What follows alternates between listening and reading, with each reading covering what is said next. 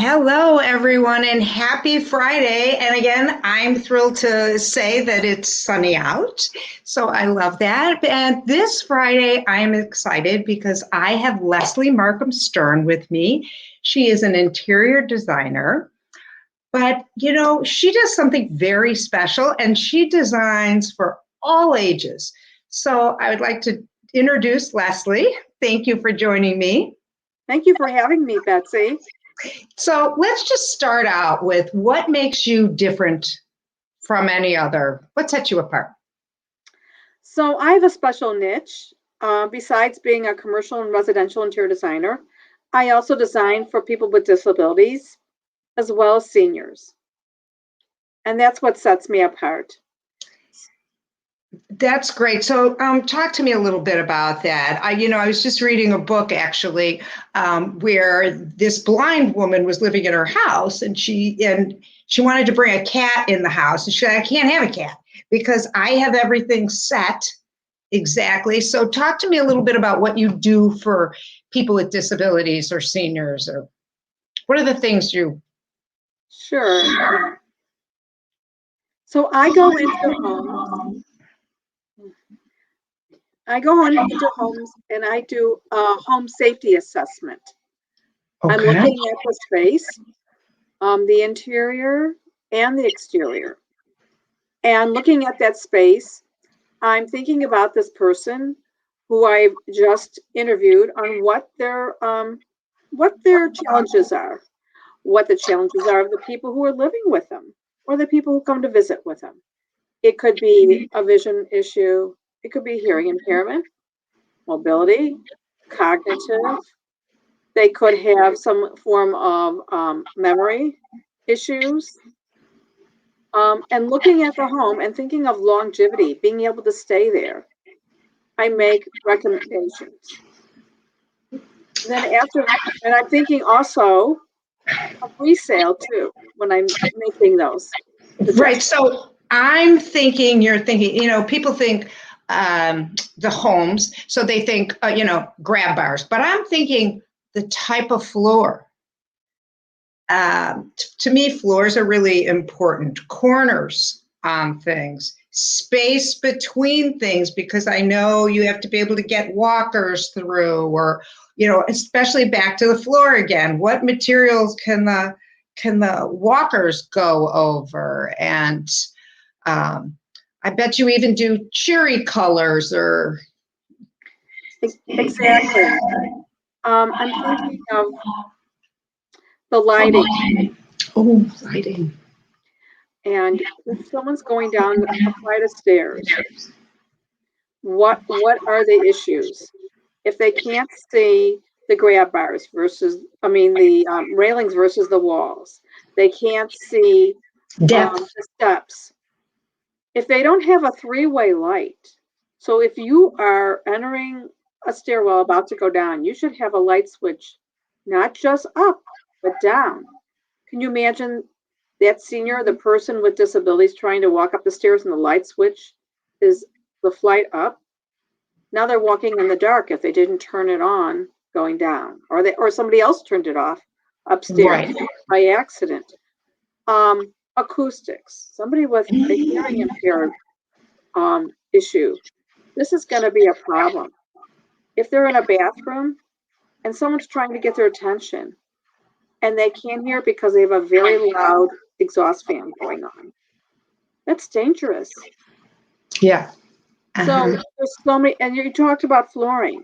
Yes, flooring should be something that's giving some support to the spine, such as a hardwood floor or a vinyl floor. Walking on tile or cement is so difficult for Right. all of us. And this just isn't for seniors and people with disabilities. This is for all of us from Yeah. 82 through 92. I mean, I can remember trying to get into a shower with a 2-year-old. I'm able bodied, but that is a wet, slippery floor. The 2-year-old's holding onto my leg. And what am I grabbing onto? The tall bar that's not secure to the wall. There's no blocking behind the wall. And what happens? It pulls up. Also, imagine trying to sit down on a toilet and You put your hand on the toilet paper holder to steady yourself. All of us. Well, that thing can go flying. Now, if somebody has a disability or a senior or somebody has a cognitive issue, they can't think to support themselves before they, fall down on the floor face down. So all of this has to be thought of for everybody. Let's talk about floors for a minute. I know there's hardwood floors, there's engineered floors, there's laminate floors, there's vinyl floors, and we talked about tile floors, and they all look like wood, but they all have very different properties, don't they? And are some better for some things? And I think of the tile, like if you live in Arizona or Florida, someplace really hot, maybe you want. That's a good point. Now, there is a way to warm up our floors by putting in a thermal, like radiant floor heat, such as water or electric. But we need this. We need the ceramic tile or the stone floor in a shower. Oh, yeah. You can't use No. wood or laminate, but you want to have small pieces with lots of grout lines for traction. Yeah. Even those solid surfaces they use in those showers, they have to be roughed up. Yeah, here. How about this? Exactly. I'm doing this on my floor, in my shower. Mosaic tile. Fantastic. Yeah, because then you're not going to slip on this because it's going to have lots of grout in between. Right, and you don't want a polished surface on the tile.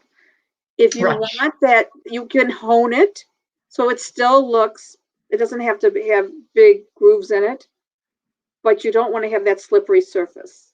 Because once you add moisture, even like in the front entranceway, a marble floor for any one of us being able to can just slide across it.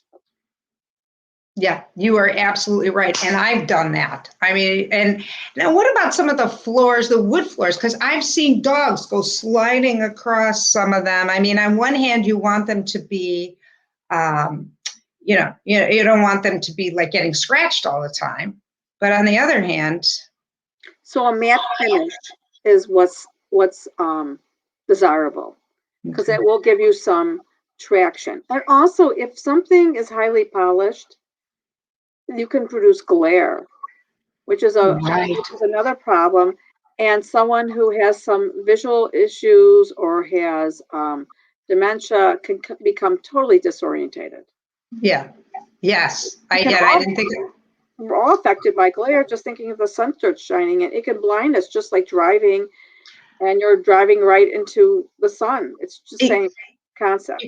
Right. I was driving the other day and I was trying to read something in my dashboard, and I couldn't read it. And I was like, okay, this is not good because I cannot see those controls. And it was all glare coming in there. Well, that's so good. So a person that hires you, you're going to think of all these things for them so that they don't have to wait until they fall, slip, or get injured some other way. Because they didn't think of the design aspects of their home. Exactly. So when you and I talked previously, you mentioned some of the universal design. Yeah. So tell me what that's all about. So universal design is designed for everybody, for all generations. Just like, as you mentioned, rounded corners. Why do we have to have sharp corners on a tabletop? Right. Why don't we have good lighting to be able to do our tasks, such as in the kitchen? Under cabinet lighting. That is the workhorse of our area to work on the counters to prepare food. Right. Besides having the general lighting and the accent lighting. So using universal design is for everybody, for all abilities. And this makes the home good for you to sell, good for resale. Absolutely. And it's something we can even mention if someone's taking the time to prepare their home so it's super safe, that, non-skid the floors. These are things that were thought of during the design. Beautiful lighting. Lighting is something that is very important in a home. And people, I think, skimp there because it's not sexy, when you just look at a canned light. But when you see the whole end product, it's really nice. Yes, exactly. And people don't think, I did a home safety assessment for somebody, and that home had, the older couple said, I'm going to go out in the garage to exit the house. I said, what if there was a fire and you had to go out the front door? How would you get out if you don't have light, if you don't have a handrail? They don't Right. think of it. Or they'll say, look, I have a floor lamp. I said, well, that's great, but those wires can cause you to trip. Oh, wires are terrible. Yes. Wires are terrible. I have a wire in because, well, we're all working in weird spaces now. So I won't make myself, but I must have tripped over this wire attached to my computer 100 times. And, I didn't fall yet, but it's not a good thing. It's not a good thing. That's why we want to avoid floor lamps or table lamps if possible, and find another way to install that light, Right. ceiling or a wall sconce, to avoid the wires. Right. That's great. That's great.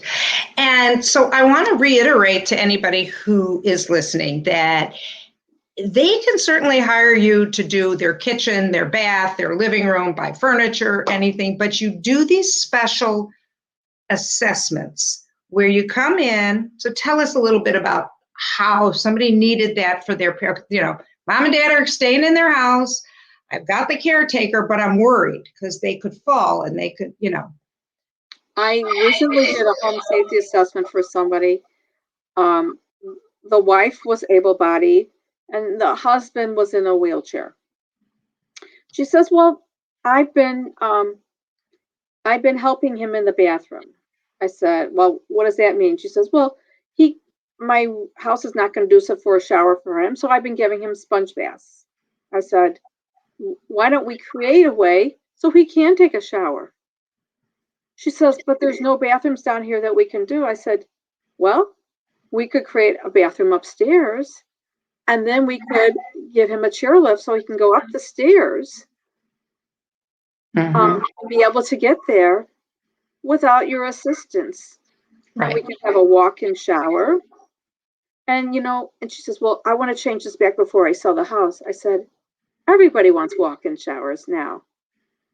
Yeah, I was just talking about that with somebody yesterday because I happen to be redoing my bath, and I was talking about getting into those soaking tubs that are and the person said, well, aren't you doing a walk-in shower, the bathtub? So.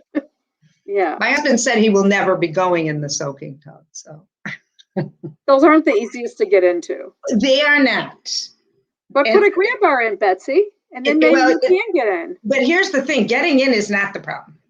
Yeah, it's getting out. Getting out is definitely the problem.